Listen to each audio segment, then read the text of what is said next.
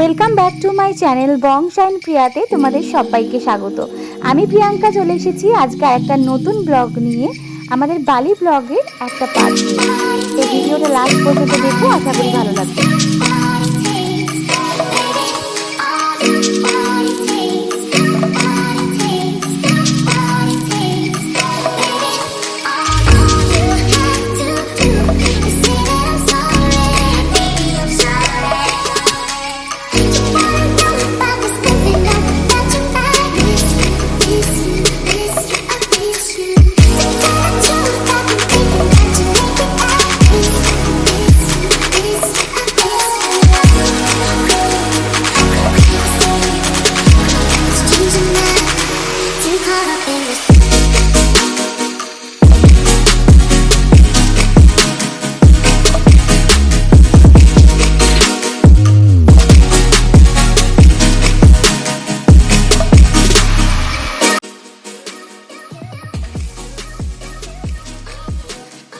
এখন প্রায় 7টা থেকে 7:30 বাজে, আর আমরা বেরিয়ে পড়েছি। কারণ আমাদের যে ভিলাটা ছিল ওখান থেকে আজকে আমরা যেখানে যাচ্ছি মোটামুটি 2 ঘন্টার রাস্তা। আর ওখানে শুনেছি আগে থেকে একটু লাইন দিতে হয়, অনেকক্ষণ ওয়েটও করতে হয়, কারণ আমরা আজকে যাচ্ছি গেট অফ হেভেন। তো ওখানে একটা ফটো তোলার ব্যাপার আছে, যতদূর আমরা আগে থেকে রিসার্চ করে জেনেছি। তো তার জন্য যেরকমভাবে টিকিট পাওয়া যায় সেই অনুযায়ী কিন্তু লাইন দিতে হয়, সেটা 1 ঘন্টা 2 ঘন্টা এরকমই হতে পারে, বা যেরকম আগে যাবে সেই অনুযায়ী লাইন পাওয়া যেতে পারে।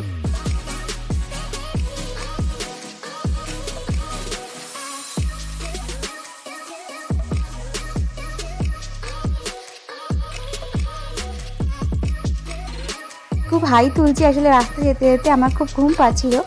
আমার একটা অভ্যাস আছে খুব বাজে, যে বাইকে করে যখনই যাই আর সেখানে যদি একটু হাওয়া টাওয়া দেয়, একটু ওয়েদারটা ভালো হয়, আমার ঘুম পেয়ে যায়। আর এই 2 দিন ধরে তো শরীরটাও একটু টায়ার্ড, আর রাতেও দেরি করে ঘুমাচ্ছি, সকালেও তাড়াতাড়ি উঠতে হচ্ছে। তাই আজকের আর রাস্তাঘাটগুলো এখানে ভীষণ সুন্দর, আর এত ফুরফুরে হাওয়া দিচ্ছে, মনে হচ্ছে শুধু ঘুম পেয়ে যাচ্ছে।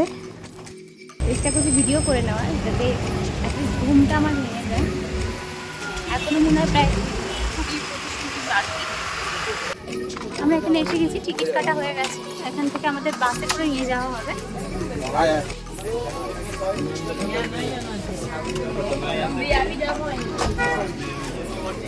যেখানে আমরা নামলাম এখান থেকে টিকিট কেটেই বাসগুলোতে উঠতে হয়। তো তারপর সেই অনুযায়ী একটা নাম্বার দেওয়া হয় টিকিটে, তারপর ওরা এই বাসে করে নিয়ে যায় gate of haven.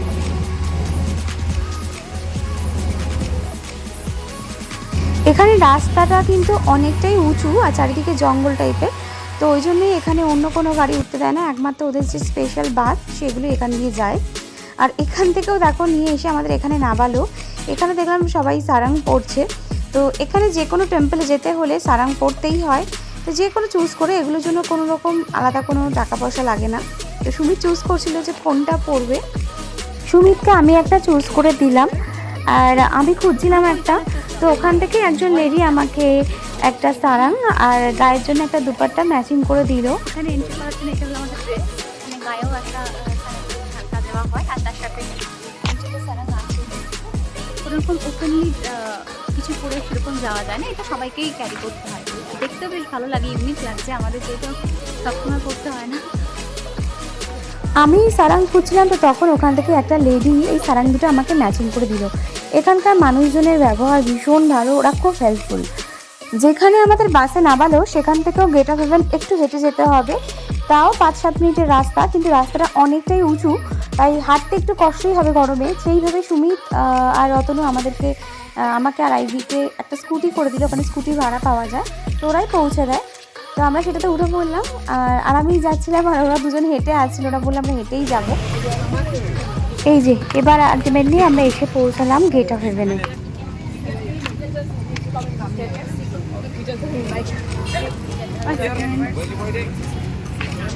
Waiting there? Around 2 hours waiting. You want there? Better go here first.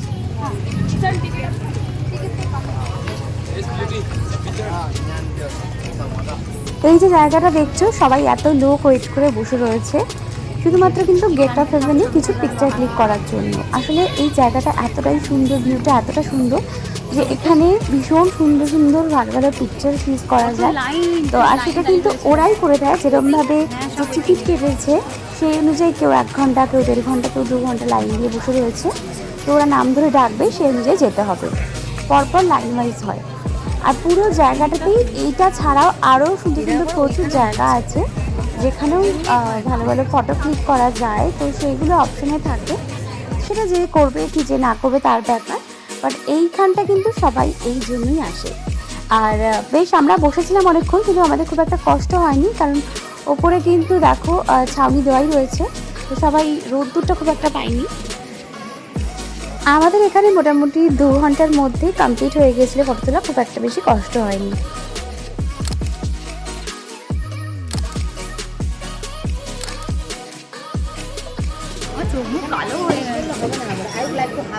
উবুদের যেখানে এসেছিলাম, গেট অফ হেভেনের ফটো ক্লিক করা হয়ে গেছে, মোটামুটি 2 ঘন্টার মতো টাইম লেগেছে। এখানে সামনে একটা রেস্টুরেন্ট আছে, তো সেখানেই ভাবলাম আমরা দুপুরের লাঞ্চটা সেরে নিই।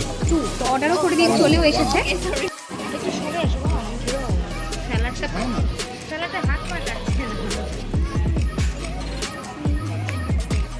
আমরা এখানে অর্ডার করেছিলাম চিজি গ্রিল চিকেন, আর তার সাথে মি গরিন, যেটা এখানকার একদম স্পেশাল একটা ডিশ।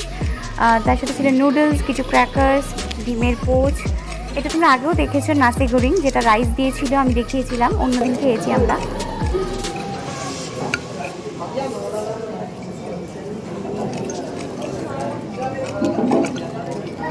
সব জায়গায় খেয়েছি, কোনো খারাপ না। রাতে কি করবি দাদা? হোটেল থেকে নিয়ে আসবি? ওটা তাহলে খাবারটা তাহলে কি করতে থাকে?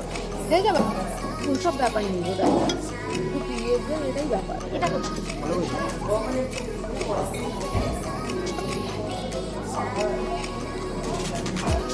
কোনটার জন্য?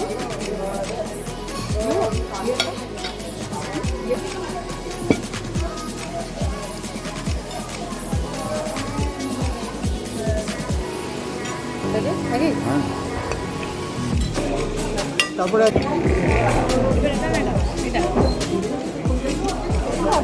দেখো ওয়েদারটা কি সুন্দর, মানে হঠাৎ বৃষ্টি নামলো, আমরা যখন খেতে বসেছি তখনই বৃষ্টি নামলো, আর এখন পুরো কুয়াশায় ভরে গেছে, পাহাড়গুলো আর কিছু দেখা যাচ্ছে না। লাঞ্চটা ফিনিশ করতে করতেই আমাদের বৃষ্টিটা মোটামুটি কমে গেল, আর তারপরে আমরা বেরিয়ে পড়লাম তীর্থগঙ্গা যাওয়ার জন্য।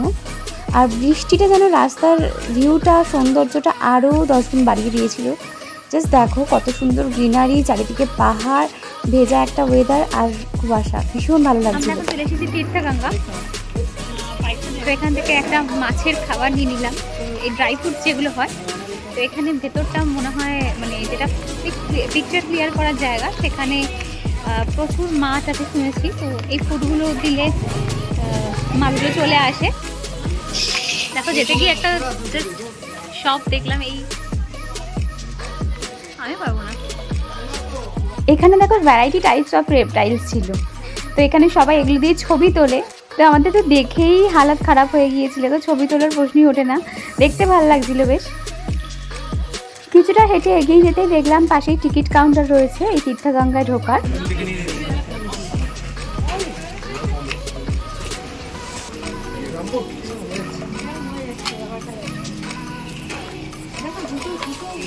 ওই এই মাইক মাঝখানটায় তোল। ভেতরটা দারুণ জায়গাটা।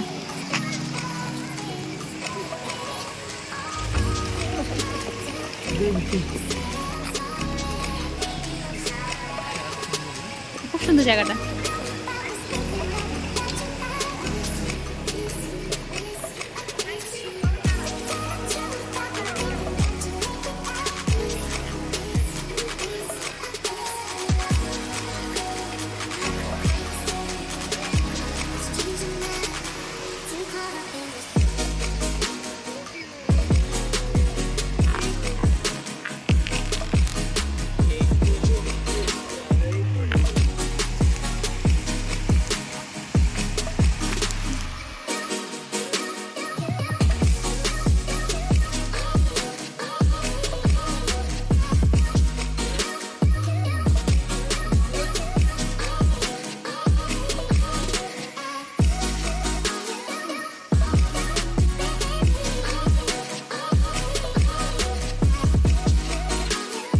এই জায়গাটা দুটো জিনিস সুন্দর, একটা হলো এখানকার গ্রিনারি ভীষণ সুন্দর, মানে এখানে এতটা চারিদিকে সবুজ যে একটা পিকচারও ভীষণ ক্লিয়ার, একদম মানে স্বচ্ছ উঠছে।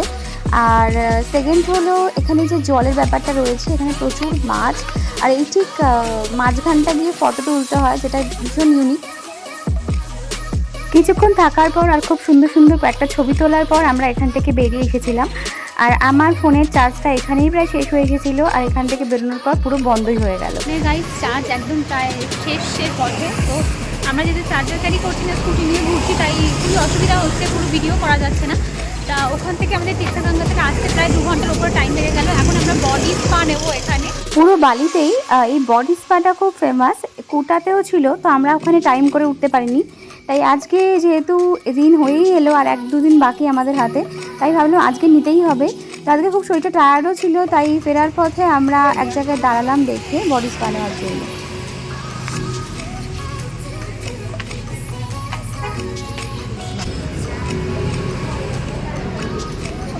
Flower staff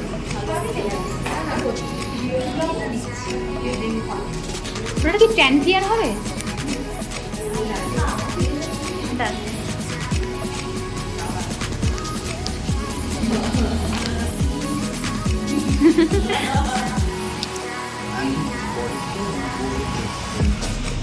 Yeah, you can choose what you want. If you want ropa, it's okay. I do flower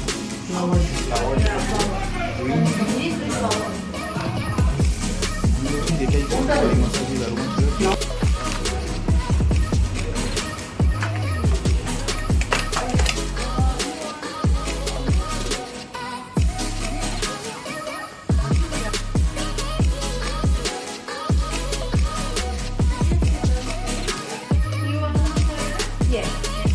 You go and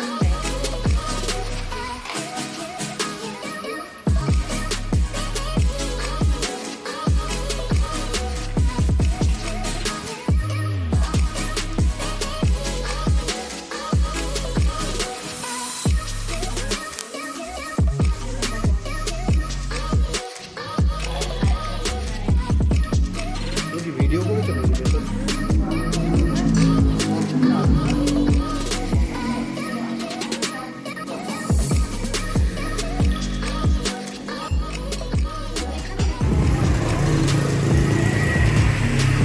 body massage হয়ে গেছে, প্রচণ্ড রিল্যাক্সিং লাগছে, দারুণ এখানকার বডি ম্যাসাজ। এটা বালিনিস ম্যাসাজ, সেটাই আমরা নিলাম। দেখেই বুঝতে পারছো তোমরা, আশা করি যে কতটা ফ্রেশ লাগছে। আমরা যখন ঢুকেছিলাম এখানে কতটা ডাল লাগছিলো, এরকম লাগছিলো, এখন কতটা ফ্রেশ লাগছে। অ্যাকচুয়ালি ঘুমিয়েও পড়েছিলাম। তো সিরিয়াসলি মানে ইন্দোনেশিয়া বা বালিতে ম্যাসাজ না করলে কিন্তু বিশাল বড় একটা মানে আমাদের মিস হয়ে যাবে বলতে পারো। তো ভীষণ ভালো। এখানটা আমরা বালিনিস ম্যাসাজটা করেছি, তো তার পিছনে আরও অনেক রকম অপশানও ছিল। তো চলো এবার বেরোবো, প্রায় 9:30 বাজে রাতে। এখন ভাবছি কিছু শপিং করার ছিল, বাট এখনও শপিংয়ের টাইম আমরা পেয়ে উঠিনি। দেখা যাক আজকে যেতে পারি কিনা, না হলে এখন হয়তো কিছু খাওয়া দাওয়া করে রাতে ডিনার সারতে হবে, তারপর আমরা আমাদের ভিলার থেকে ফিরে যাব। এখন আমরা যাচ্ছি এখানে ডিনার করতে, প্রায় 10টা বেজে গেছে। এরপর আমাদের যে ডিনার ফিক্স করা, আমাদের ডিনারটা একটু অফ সাইডে, তো সেখানে একটু তাড়াতাড়ি চলে যেতে হবে। তো ভিলাগুলো অ্যাকচুয়ালি অফ সাইডেই হয়, আর এটা সেন্ট্রাল বা সিটি রিসর্ট। তো আমাদের যেহেতু ভিলা একটু তাড়াতাড়ি মোটামুটি 10:30টার মধ্যে ফিরে গেলে ভালো, বেশিটা একটু অন্ধকার হয়ে যায়। কিন্তু মানে চারিদিকে পরিবেশটাই আলাদা, একদম ইউনিক। এখন আমরা ডিনার করতে যাচ্ছি। আজকে একটা পাঞ্জাবি রেস্টুরেন্ট আমরা দেখেছি, তো সেখানেই যাচ্ছি। কোন জায়গা? এখন আমাদের এখানে বললো যে ইন্ডিয়ান, যে এখানে একটা কানিশ রেস্টুরেন্ট আছে ইন্ডিয়ান, তো সেখানকার খাওয়া দাওয়া খুব ভালো। তো আমরা ভেবেছিলাম যে পাঞ্জাবি রেস্টুরেন্টে যাবো, তো ভাবছি ওখানেই যাই, কানিশ। এখান থেকে 2 মিনিটের ডিস্টেন্স দেখলাম।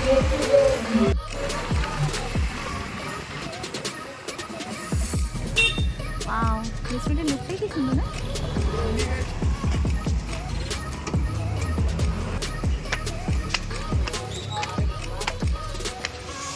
বাইরে বসবি?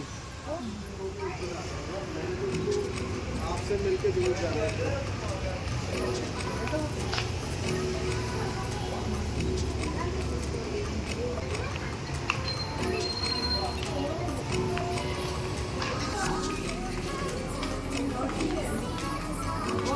কমপ্লিমেন্টারি।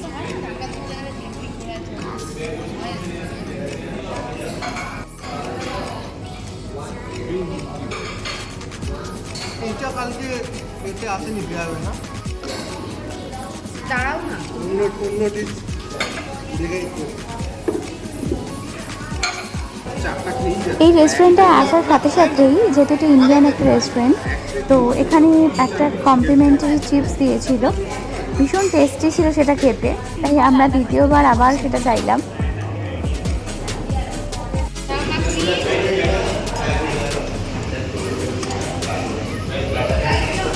আমাদের এর ডাল বুঝতে পারছো, দোকান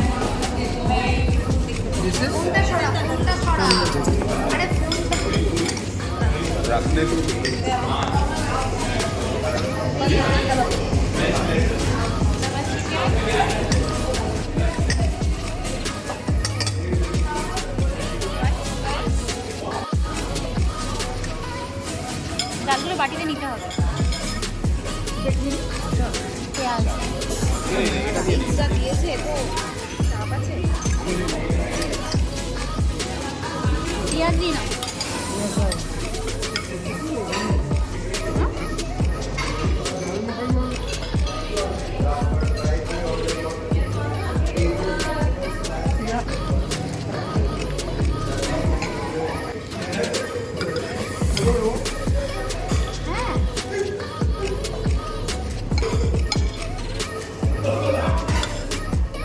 আজকে ডিনারে আমরা অর্ডার করেছিলাম রুটি, রাইস, ডাল মাখানি, তার সাথে চিকেন বাটার মশালা, লাস্সি, একদম ইন্ডিয়ানের উপরে ছিলাম। তো অনেক দিন পর একটু ঠিকঠাক খাওয়া দাওয়া খেয়ে মানে ভালো লাগলো। এখানকার খাওয়া দাওয়া ভালো, বালিনিজ খাওয়া দাওয়া ভীষণ ভালো, আমাদের ভালোই লেগেছে।